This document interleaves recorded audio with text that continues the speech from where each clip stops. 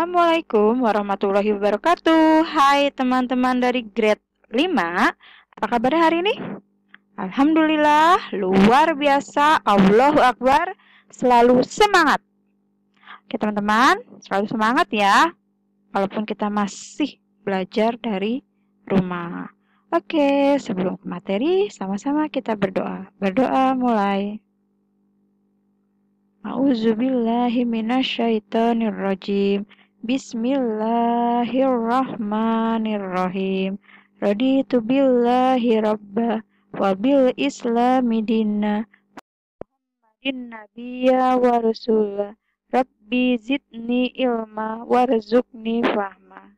Semoga Allah menambahkan kepada kita semua ilmu dengan memberikan pengertian dan pemahaman yang baik. Amin ya robbal alamin. Teman-teman, hari ini kita akan belajar iman kepada kitab Allah. Setelah minggu lalu kita belajar iman kepada Rasul dan Rasul Ulul Azmi, hari ini kita akan belajar tentang iman kepada kitab Allah Subhanahu wa ta'ala. Sudah siap? Agar lebih semangat belajarnya, yuk sama-sama kita bernyanyi dahulu. Di buku teman-teman pun ada, judulnya itu Kitab Al-Quran. Nadanya yang digunakan yaitu nada lagu layang-layang. Teman-teman bisa tidak? Kita sama-sama ya. 1, 2, 3. Ku ambil kitab Al-Quran, ku baca, ku artikan, ku simak, ku renungkan dengan tenang, ku jadikan pedoman. Berlatih, berlatih, berlatih baca Quran.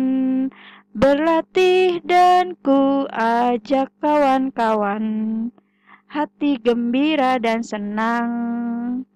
Ku ambil kitab Al-Quran, ku baca dengan tenang, ku selalu baca di siang dan malam, menjadikan hati tenang.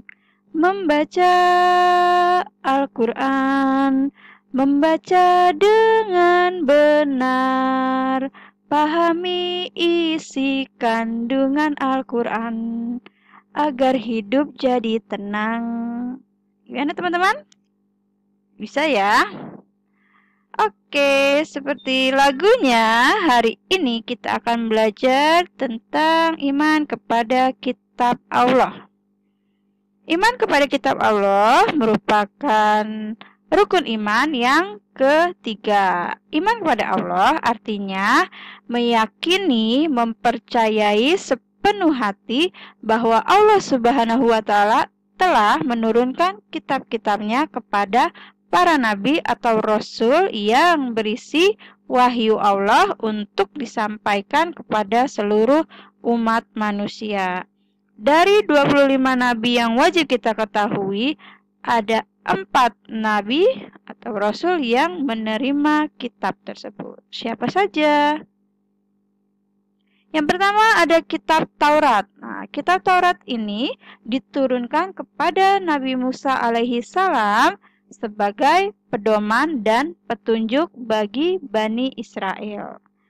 Adapun isi di dalam kandungan kitab Taurat yaitu kewajiban meyakini keesaan Allah, larangan menyembah berhala, larangan menyebut nama Allah Subhanahu wa ta'ala dengan sia-sia, menyucikan hari Sabtu, menghormati kedua orang tua, larangan untuk membunuh sesama manusia tanpa alasan yang benar, larangan berbuat zina, larangan mencuri, larangan menjadi saksi palsu, dan larangan mengambil hak orang.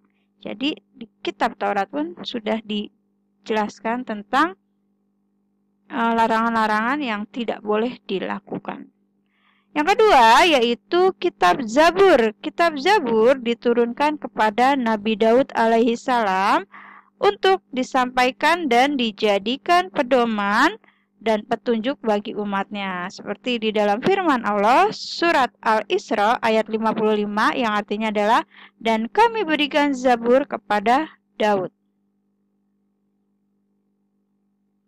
Adapun isi di dalam kitab Zabur yaitu berisi tentang kumpulan puji-pujian kepada Allah Subhanahu wa taala atas segala nikmat yang telah dikaruniakan kepada umatnya. Kitab Zabur juga berisi zikir, doa, nasihat, dan kata-kata hikmah. Yang ketiga yaitu kitab Injil. Kitab Injil diturunkan kepada Nabi Isa alaihi salam sebagai petunjuk dan tuntunan bagi Bani Israel. Nah, kitab Injil ini berisi,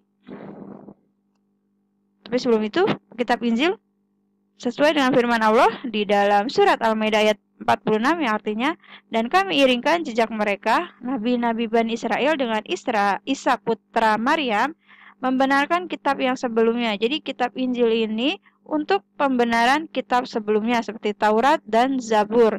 Dan kami telah memberikan kepadanya kitab Injil, sedang di dalamnya ada petunjuk dan cahaya yang menerangi dan membenarkan kitab sebelumnya, yaitu kitab Taurat, dan menjadi petunjuk serta pengajaran untuk orang-orang yang bertakwa. Adapun isi di dalam kitab Injil atau ajaran pokok yang ada di kitab Injil yaitu perintah agar kembali ke tauhid yang murni, ajaran yang menyempurnakan kitab Taurat, dan ajaran agar hidup sederhana dan menjauhi sifat tamak. Kitab yang keempat yaitu Al-Quran. Al-Quran diturunkan kepada Nabi Muhammad SAW untuk dijadikan petunjuk dan pedoman bagi seluruh umat manusia. Bukan hanya untuk bangsa Arab, tetapi seluruh umat manusia. Seperti di dalam firman Allah, surah Al-Furqan ayat 1 yang artinya adalah, Maha suci Allah yang telah menurunkan Al-Furqan kepada hambanya agar dia menjadi pemberi peringatan kepada seluruh alam. Nah, isi di dalam Al-Quran yaitu tentang ketauhidan, tentang akhlak, muamalah, sejarah, hukum, ilmu pengetahuan, dan lain sebagainya. Nah, Al-Quran pun memiliki nama lain, yaitu yang pertama adalah Al-Furqan, artinya pembeda. Ada Al-Kitab, artinya kitab, ada Al-Huda, artinya petunjuk, ada As-Sifa, artinya obat. Dan hikmah yang dapat kita ambil dalam beriman kepada kitab-kitab Allah, yang pertama itu meningkatkan keimanan kita kepada Allah yang telah mengutus para rasul untuk menyampaikan risalahnya. Kita pun dapat hidup manusia menjadi tertata karena adanya hukum yang bersumber pada kitab suci. Termotivasi untuk beribadah dan menjalankan kewajiban agama seperti yang ada di dalam kitab suci. Lalu menumbuhkan sikap optimis karena telah dikaruniai pedoman hidup dari Allah untuk meraih kesuksesan baik di dunia maupun di akhirat. Terjaga ketakwaannya dengan selalu menjalankan perintah Allah dan menjauhi semua larangannya. Itu dia teman-teman. Materi kita hari ini tentang iman kepada kitab Allah. Bahwa iman kepada kitab Allah merupakan rukun iman yang ketiga. Dan ada 4 nabi yang memperoleh kitab-kitab Allah seperti Nabi Musa menerima kitab Taurat, Nabi Daud menerima kitab Zabur, Nabi Isa alaihissalam menerima kitab Injil, dan Nabi Muhammad SAW menerima kitab Al-Quran.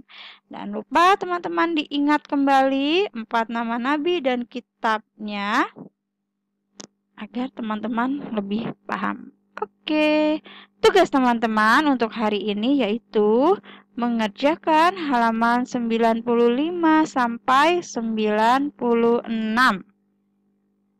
Ayo, yang belum menyelesaikan tugasnya, belum mengirimkan ke Miss Tina, segera dikirimkan.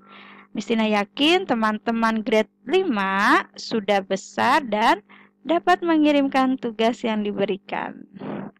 Oke teman-teman, sekian materi untuk hari ini. Terima kasih sudah menyimak video pembelajaran pendidikan agama Islam dan budi pekerti hari ini. Jangan lupa untuk selalu menjaga kesehatan kita semua agar kita terhindar dari virus COVID-19 dengan cara menggunakan masker, mencuci tangan dengan sabun dan air yang mengalir, dan menjaga jarak. Semoga Allah pun dengan kita berusaha, Allah memberikan kepada kita kemudahan terhindar dari COVID-19. Sekian, terima kasih. Wassalamualaikum warahmatullahi wabarakatuh. Selalu semangat dan jaga kesehatan.